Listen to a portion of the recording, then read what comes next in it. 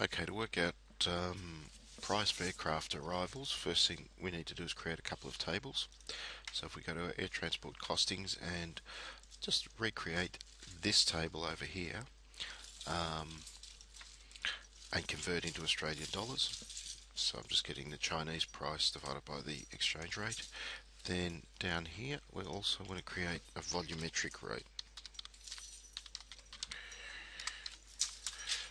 Volumetric is the width times the height times the length divided by 6,000. And just drag it down. So this gives us kilograms, and I'm just going to call this one. Then we need to check the correlating airline with the cubic meter capacity. So if I go to my assignment, you'll notice with mine, Qantas has a freight capacity of 1 cubic meter. So I'm just going to type in Qantas there. So all the details on this line correspond to Qantas, and I'm going to call this one Qantas actual weight, and this one I'll call Qantas volumetric.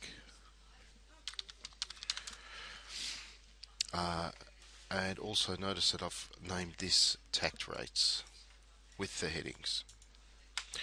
Go back to your calculator and we want to run a Hlookup.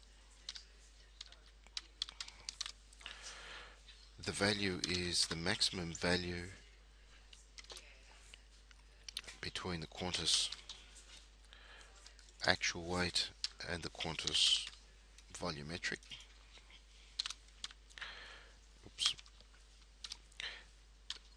Then the table array is the tact rates, and the answer is going to come from column 2 because column 2 represents not column 2, row 2.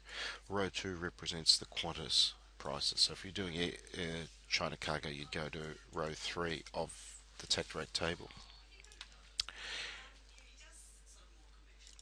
Then once that gives us our price per meter, but we have to multiply by the number of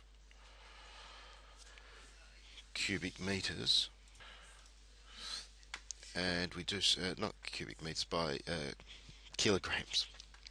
So $9.50 per kilogram, and then we would multiply that by the max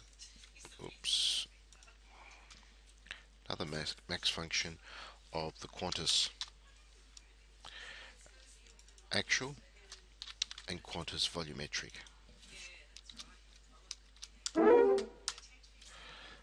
and format the cells accordingly. Flight availability is simply an if function that matches. This one will be fixed at 2,500. Again, I got that from here. 1 cubic meter corresponds to 2,500. So you just type that in as a manual number. And finally, for flight availability, we just do a straight if function.